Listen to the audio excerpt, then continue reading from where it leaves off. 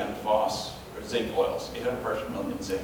Does anybody notice how people market products based on zinc levels? Have you seen that in retail shelves, or particularly if you're in the racing community, you'll notice people advertising oils based on zinc levels.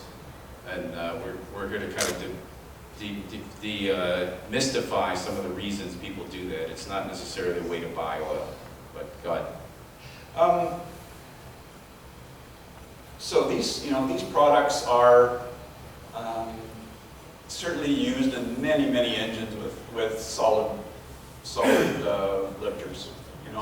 Really all the overhead cam engines, very few of those have roller followers on the top end. We move next to kind of the high performance oils.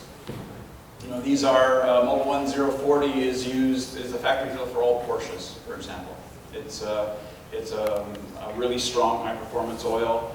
The 15W50 we'll talk about at the end, but it is up in the over 1,200 parts per million of zinc.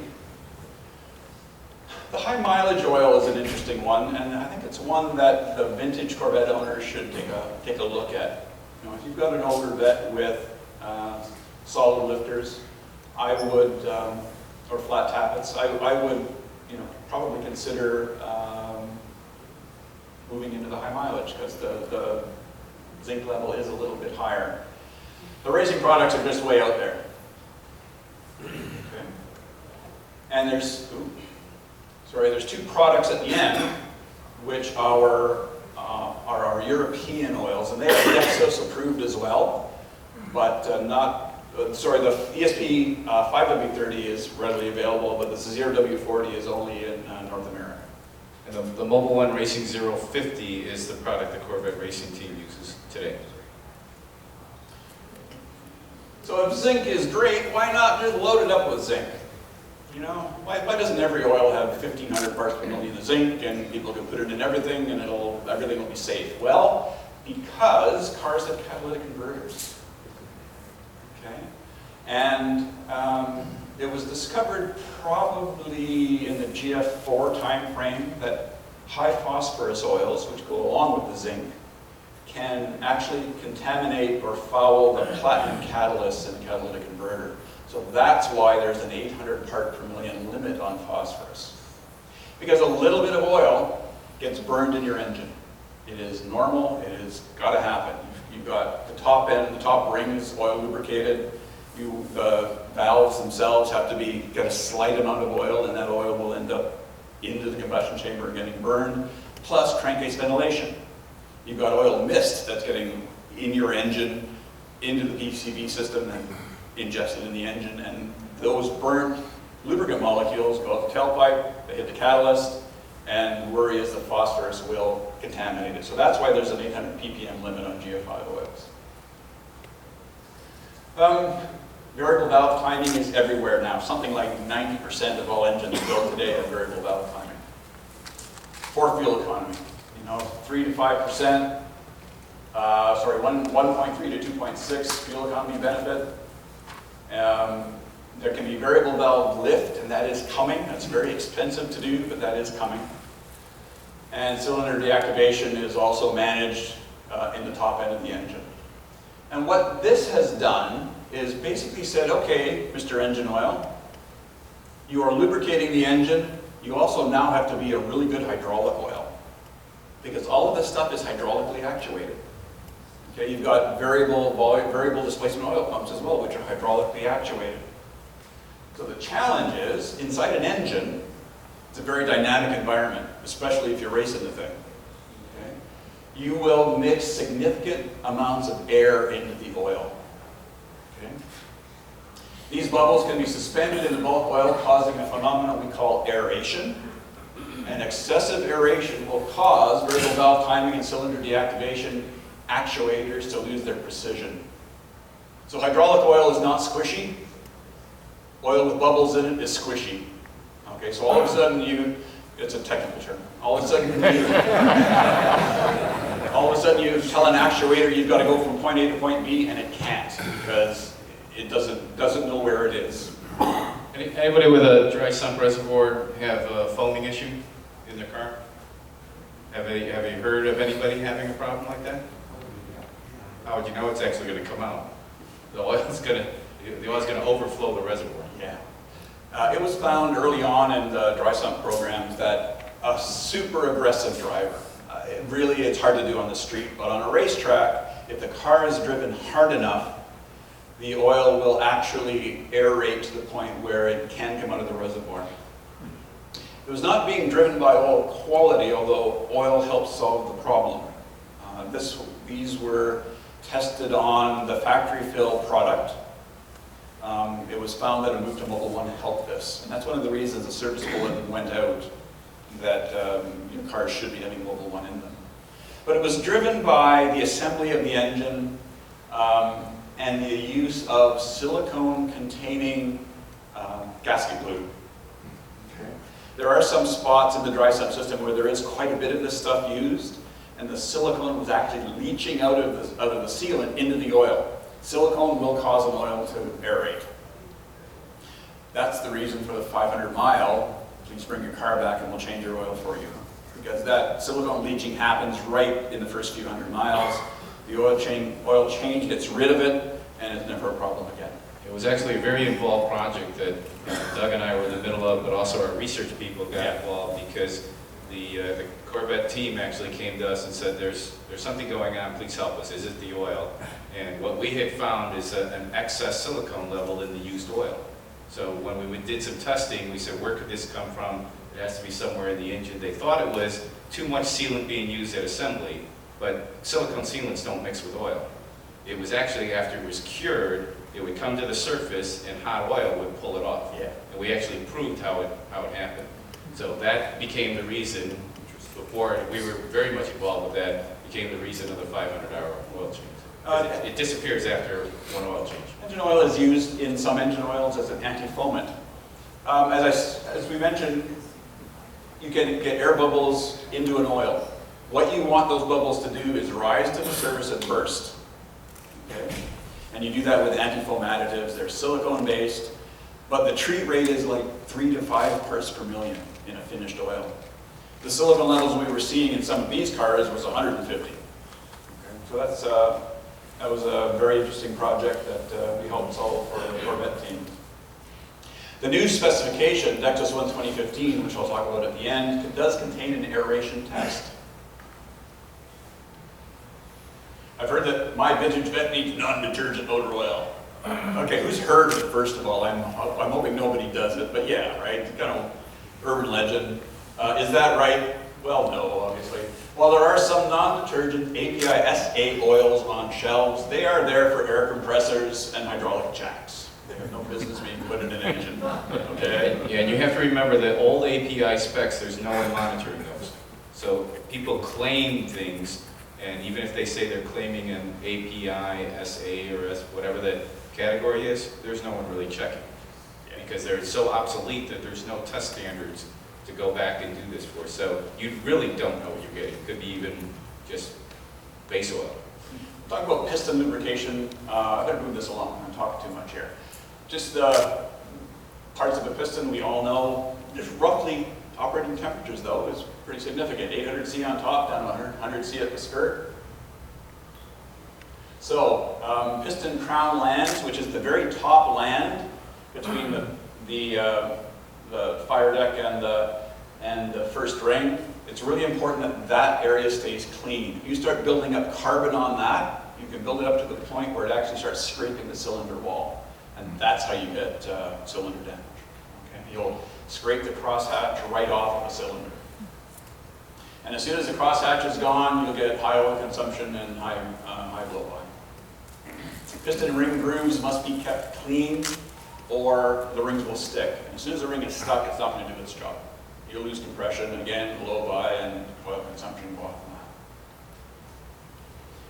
that. Excessive varnish on the skirt, it doesn't necessarily hurt anything, but it is certainly an indicator of poor deposit control.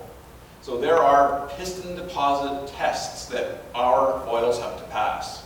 At the end of the test, the pistons are taken out, and there are people trained to assign numbers to every part on that piston. The color of the deposit, the thickness of the deposit, and you end up with a score at the end of at the end of the test, and if your oil doesn't meet the requirements, you aren't allowed to sell it. Sorry, a reputable company is not allowed to sell it. Again, crosshatch, this group all knows what crosshatch is. It's the final finishing of a cylinder bore. Cylinder bores are not mirror smooth because oil wouldn't stick to it. Okay, so there has to be a very controlled amount of surface roughness on the cylinder bore to keep oil there. And it's really important that that stays there. So it's important that the piston stays clean, so there's no carbon buildup. And it's important that there is good anti-wear in the oil, because when the piston comes to top dead center, it stops. And as soon as it stops, it's the water skier standing on the sand. Okay, and it does this hundreds of times a second. So it's very important that the oil prevent wear during that brief period of time that the piston is changing direction. Engine bearings I'm not going to spend a lot of time on, other than to say they are generally easy to lubricate. If you've got good oil pressure, you've got good oil feed to those bearings, they will outlast your car. Connector rod bearings are a little bit different because they are subject to oil cavitation, and it's a phenomenon because the connecting rod has such a cyclic load on it. You can form oil vapor bubbles that collapse and will actually detonate a small bit of metal out of the bearings. It's generally not harmful. We see it all the time. It's likely, in racing engines, it does become a concern. When I was on the Formula One team with Toyota, it was actually the life-limiting part of the engine. When I was on the team, the engines were approaching 19,000 RPM. They were 3-liter V10s, and at those speeds, cavitation became a real issue. Engine cleanliness. So, engine oils are formulated with sophisticated antioxidants to prevent the formation of deposit molecules. They contain dispersants to keep the particulate in suspension and detergent to keep all these parts clean. Poor engine oil left in for way too long will form sludges that will ultimately start plugging oil passages, and that's bad. You always got to drain back to be fed into the engine. And this is where Mobil One really shines. We've done 150,000 mile tests with 25,000 mile oil changes in Camaros, and you take the rocker covers off, and it's way cleaner than this. So we are very proud of the ability of the product to keep engine parts clean. We heard from Callaway the other day. Dave, did you want to talk a little bit about that? Yeah, if you go visit the Callaway guys, I'll tell you the story about their Callaway Corvette that is about to go 250,000 miles. Yeah. With not an engine rebuild, all original, and he's been using Mobil One since the beginning. We're working on some storylines for him, but it's a pretty remarkable story, because that car's been run pretty hard. Track days, all sorts of things. So there has been some mechanical things that, brakes and all these other things that have failed, which you expect, but absolutely no engine damage. Just a quick memory test. When was Mobil One introduced? Just give me a decade. 75. 70 close. Close. Good. 73 in Europe and 74 in the US. It was a 520 when it was first introduced. It's pretty remarkable when you look at the market today in the last 10 years. Everyone has come out with a quote-unquote synthetic oil, right? We were marketing this in 1974. It's pretty amazing. We'll touch briefly on oil quality. How do you know the oil on a shelf is good enough to put in your engine? And that's a function of the American Petroleum Institute Auto Oil Advisory Panel, which I'm a voting member on. And it's a group of about 50 industry people, oil manufacturers, additive companies, and car companies, to develop a set of common standards to say, okay, Mr. Toyota owner, if you see this symbol on the bottle, it's good to put in your engine. Okay, notice I didn't mention General Motors in this. General Motors kind of split off from API because they weren't satisfied with the speed of progress they were seeing, and they also wanted a global oil spec. This API spec is really only for North America, North and South America, and some Japanese manufacturers. The Europeans are not part of API. So in 2011, they came up with Dexos. Number one line in red is important. Dexos is a specification, it is not an oil. Okay? General Motors does not allow the use of the word Dexos in an oil name, except for their own product. Okay? But what is important is if an oil has passed General Motors specification, it is allowed to put this green logo on the bottle. You go, wrong button. Right.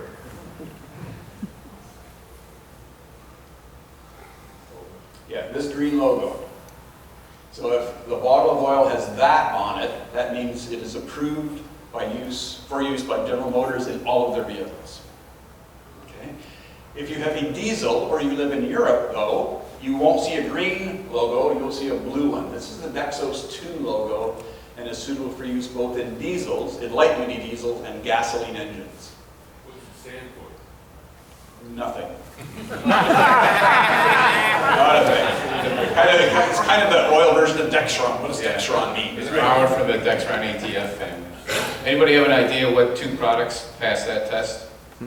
First, Mobil 1 European product for Dexos 2 and a Mobil 1 530 for Dexos 1 without ever changing the formulation. Right. This was in 2010 and 11. Yeah. That was a product that was developed in 2004 or 5.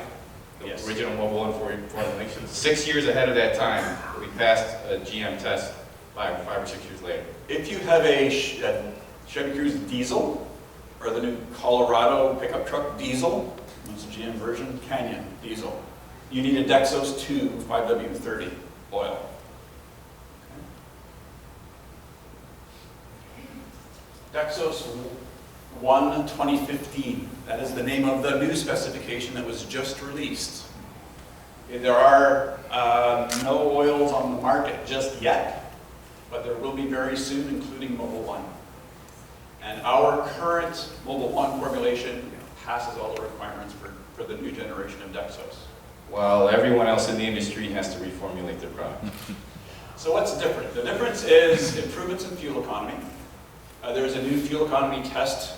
It is using a Chevy Cruze on a chassis dynamometer. There's a turbocharger cleanliness test. There's an oil aeration test and a low-speed pre-ignition test. And we'll save LSPI for next year's talk because it's an interesting one. Mandatory compliance is expected at the end of 2016. Okay? We hope to have all of our Mobil 1 approvals in place. We're just filling in a couple cells on the spreadsheet now by the summer. Dexos can be used in all GM vehicles. Okay, so what oil do I use? Oh, here's a good, okay, I'm not going to give you the answer. You guys have to think. What oil, if you have a C1, the very first owner's manual, what does it say for oil? 20 weight. We have a winner. Good. Okay, very good. Yes.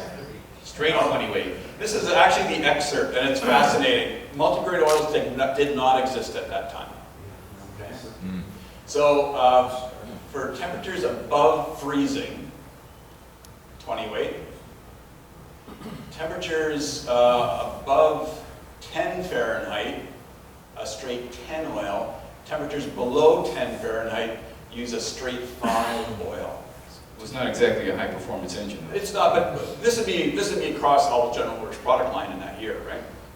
And the challenge, back then, people living in Canada would put a 5W oil in the wintertime, but if they got caught with that oil on a warm spring day, they could really hurt their engines because multigrades did not exist. Oil specifications through the years. So I put the Corvette generations along the bottom. I put the API oil qualities and see how many times it's changed over those 50 plus 60 years now. We are currently at API SN. Currently API SP is the next generation. It's going to be launched in the middle of 2018. They didn't come up with SO because it sounds like SO. That's the reason they didn't specify it. General Motors oil qualities. have typically just included the API specs until we get to Dexos. Put your fingers on it. I know, I'm pressing too hard on it.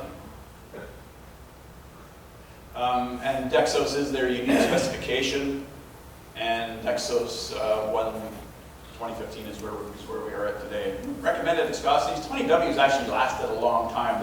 They are the minimum viscosity, even up to like the mid-1970s, it was listed as an oil you could use. 10W30s were big for a while, 5W30s have been around forever. Earlier I asked people if they use a 10W30 in their car, is it acceptable to use a 530 in place of a 1030? What do you think? Yes. Absolutely. Absolutely yes. Yes, absolutely. Yes. Because if you go back to his earlier topic, the first number was cold temperature, winter. So this is, if you have a 1030 application today, using 530, you still have the high temperature protection, and you actually get better low temperature. So it's actually a better product. If we look at the jump in quality from API SN to SN, it was huge. SN oils are significantly better oils than the old API SN oils were in the areas of shear stability and oxidation and deposit control. So instead of memorizing this thing, the best thing for you to do is use Mobil 1. Don't bother with all this nonsense, just use Mobil 1. We'll keep up with you, don't worry. There is going to be a viscosity change coming, and we'll take that. It's a secret. You can It's a still secret. that. But starting next year, you will probably see a different oil as factory fill. Is Mobil 1 still factory fill on all Corvettes? Mobil 1 is factory fill on all dry sump reservoirs, which are the engines that are built either here in Bowling Green or the engines that are now built at a kind of a satellite plant in Tonawanda.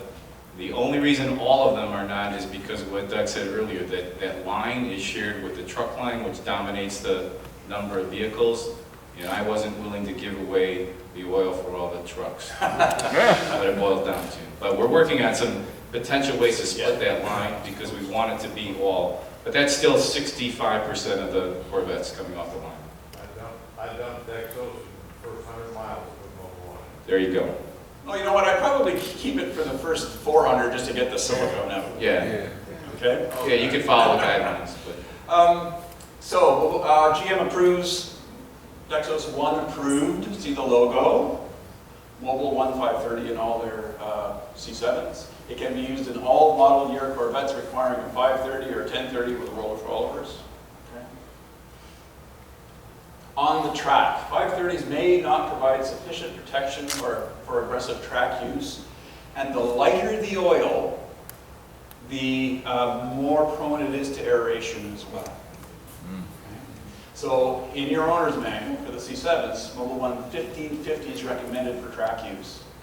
Although it is expected that this oil will be changed out after track day. yeah, that's kind of a weird little scenario there. Right. It's also the reason we've been working on something else to solve that. But the 530 is still fairly acceptable if you're just doing some laps at the track. But if you're really getting at it for a weekend SCCA event, you really should be going to 50-50 because your operating temperatures of your engine are going to rise if you're really racing. If you're taking some laps around the track, not a concern. Vintage Corvettes. Okay. Engines with flat cam followers and higher level of zinc compared to GF5 oils or Dexos oils is recommended. Pay attention. If a vehicle's used on the street, you've got some options. You've got Mobil 1 high mileage, which, you know, 530, 1030, 1040, which can be used. It's got zinc at about 1,000 ppm level versus 800. Again, if you're on the track, 15W50 is used. Dave, do you want to talk about racing oils just briefly? In regards to differences or? Yeah, certainly we do not recommend the racing oils for use on the street. They're highly advertised products. They're specifically made for race engines. And when Doug mentioned about the negative effects of a catalytic converter for high zinc levels, you remember that chart on the right side? It was like twice as high as anything else. Yeah. So it really is not. Plus, the cost of a true racing oil is probably, what, $15, $20 a quart. Yeah. So it's not something you just want to use if you are not racing. But if you are a true racing, I mean, our racing oils, we can't make enough of that stuff. The 050, 030, if you're truly racing, that is a phenomenal product. So for the autocrosser and driver, you're still recommending 530? Yeah, And an occasional track day, like 20-minute track time, is still okay? yeah. Yeah. So the 15W50 has much less phosphorus than the 0W racing product. Correct. Yeah, So- you saw the chart. It was, Albeit manufacturers have responsibilities to meet EPA requirements, perhaps one could accept the risk of a 15W after they finish their track days and drive around more. General Motors will say, Of course. you need to change your oil because the cars have been EPA certified on a 530, 5050, Yes. they will get worse mileage. There is a bit of a catalytic converter concern as well, Okay. because the phosphorus is a little high. yeah, get some more questions. Les? First one in the back of the blue hat.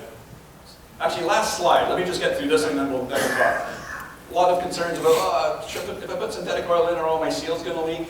Probably not. There are some concerns around old cork rocket rubber gaskets, so if you still have that, get rid of those. If your seals have been upgraded in the last 30 years, you should be fine. And now for questions. I've talked a little, way longer than I thought I was going to, yes. I was at Southern California Edison. I worked for Southern California Edison in the 80s, and they were having trouble losing their engines on their heavy vehicles that had small cranes on them and go out and work on the power poles and things. And they switched to a base oil of 15. I think it was 1550, I'm not sure what brand. All of a sudden, their engine problems disappeared because at bottom dead center at the boss, they had to have that 4,000 oil cushion, and this thicker oil, 15, base oil 50, provided that, and they had no more engine problems. But how's that going with a Corvette? At the boss, what does it require for cushion? Certainly a Corvette, a 30 weight is plenty adequate for a Corvette. It's more than less than Yeah, and it's turning faster, right? Very low speed, very high load, which you don't get in a Corvette, then you start running into bearing wear. Right here. Yeah. On a 1970 454 big block that's never ever driven in the wintertime, I've been running 10W40, should I be thinking something else? No, that's fine. Yeah, if it's working well, you don't, with a big block, you're not too worried about fuel consumption. I wouldn't. If it's working, don't change it. Yes. I got a 67 Corvette with a small block 327, 300, Yeah. and I've always used the 10W30 regular oil in there. I can switch to a 5W30 synthetic and not be concerned with that. Yeah, that'd be fine. Okay. Yeah. The fellow right up front in the gray shirt. Second Oh, row. yeah. Yes, I live in the Wisconsin area, Yeah. and just Backer before, so the Corvette gets stored in the fall and November timeframe, I put new Mobil 1 oil in it and set the oil life to 100%. Yeah. And mid-April, I started up again, bring it out, and the oil life says 55%. Yeah, they got a clock built in. Is that real, or can I just reset? You can just reset it. Yeah, you can just reset it. It's calendar based as well, right? Not just, yeah. You've mentioned that 5W30 is for a Corvette, and taking a viscosity past the 30 when it's not necessary generates heat from the increased shear. Right. At the same time, on the racetrack, you're taking it up to 50. How do you explain that? Even a hotter 50 is more viscosity than a cooler 30, right? So even though the oil temperature is a little bit higher, the oil viscosity that the bearings and the top end see is higher viscosity. But if you don't need more than the 30 viscosity to create that separation, what Well, under happens? racing conditions, though, 30 is pretty light, Okay. and that's a concern. He's next. Yeah. I'm going to try to make this a cogent question. When I go in the garage, turn off the engine, the oil rundown starts. Yes. Does it reach a point that that's as much oil as going to drain out of it? When is the protection gone, and how long does that go on? If I let it sit there for a month, am I losing more protection as time goes out, or does it reach a point when No, it's you're over? fine. If the oil, the parts will still be wet with oil. And an engine sitting You know, the concern is corrosion more than anything else, and your parts, your engine will be fine. Right in the back, Yeah. Stan. Any thoughts on oil catch cans keeping the engine a little bit cleaner? Sorry, say again? Oil catch can. Oil catch Have can. you had any thoughts about that keeping your engine cleaner? I'm honestly not familiar with the term. Yeah. Okay, separate. What